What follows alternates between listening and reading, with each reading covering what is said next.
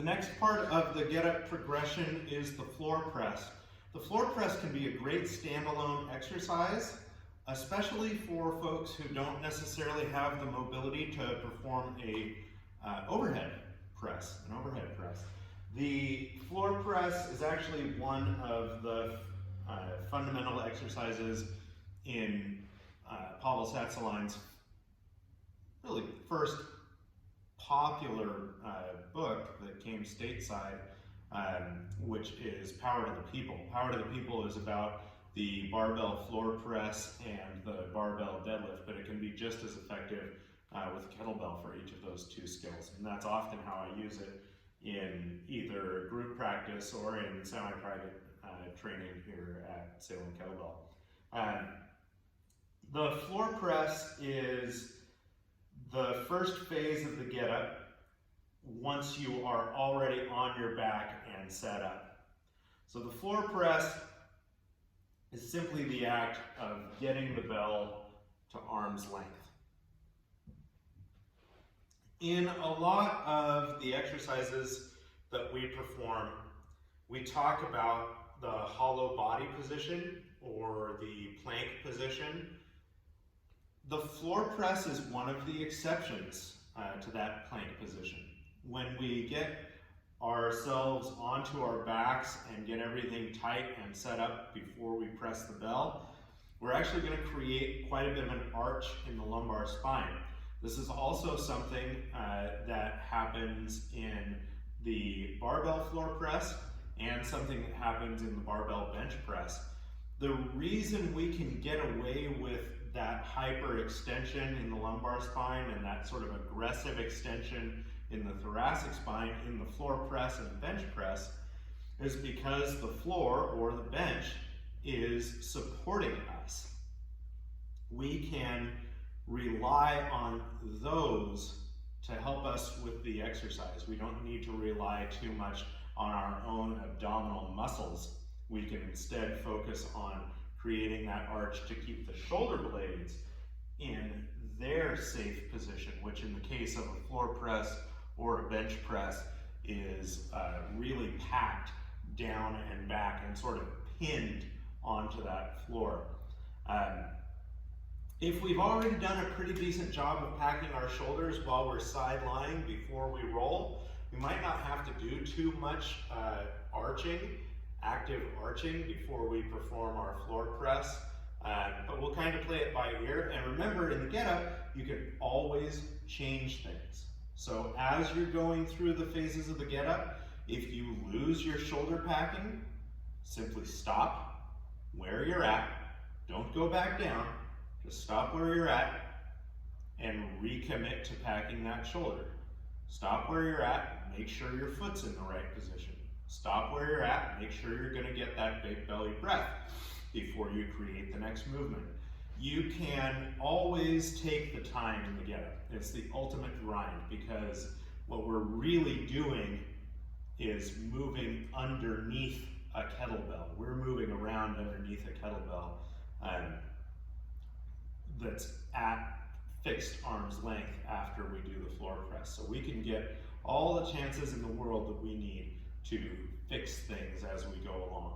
And in fact, even at the certifications where we're held to a very high standard, if we have a technical problem in the get up, but we fix it before we move to the next phase, it will pass the standard. Because that's part of learning, that's part of practice, is fixing things as you go along. In the swing, we do it after the fact. We practice our swing-related skill, we see if we can apply it to the swing, we park the bell, we shake it out, and then we analyze. In the get up, there's time to analyze actually while you're performing the exercise, while you're performing the skill. So without further ado, the floor press.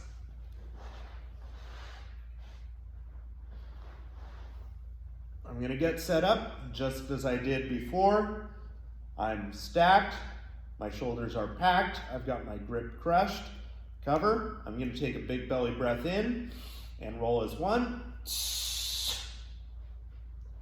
I'm gonna set my free leg, I'm gonna set my free hand, I'm gonna set my bent leg, and now I'm gonna squeeze those glutes and sort of push that bent leg heel down into the floor. I'm going to press this hand down into the floor.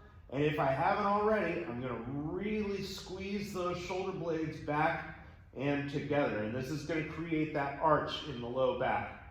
From here, if I simply crush the grip as I take a breath in, I'm now ready to press.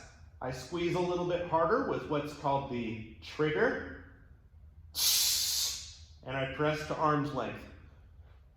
Inhale as I come back down, creating that arch as I come down. So as I'm lowering the kettlebell, I'm thinking about lifting my rib cage up to it.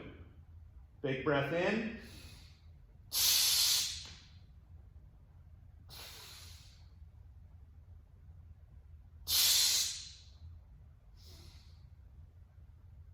Once I'm back down after my set of floor presses, cover,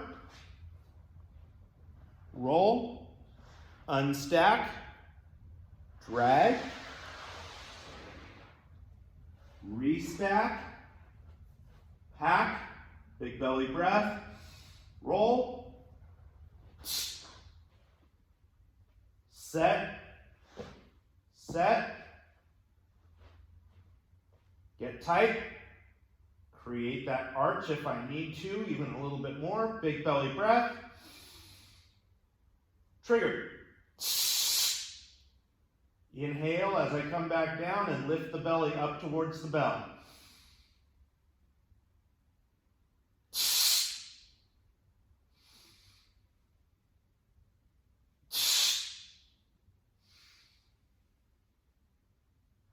Cover, roll, unstack,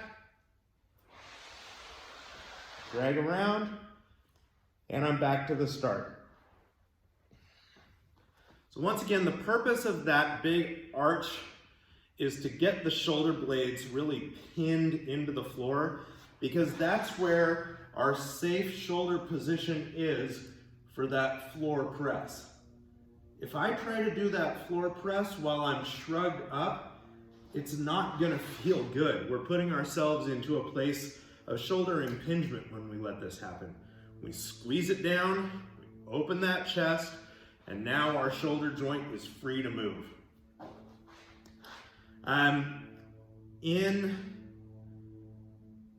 future parts of the get up, we won't want to have that big arch.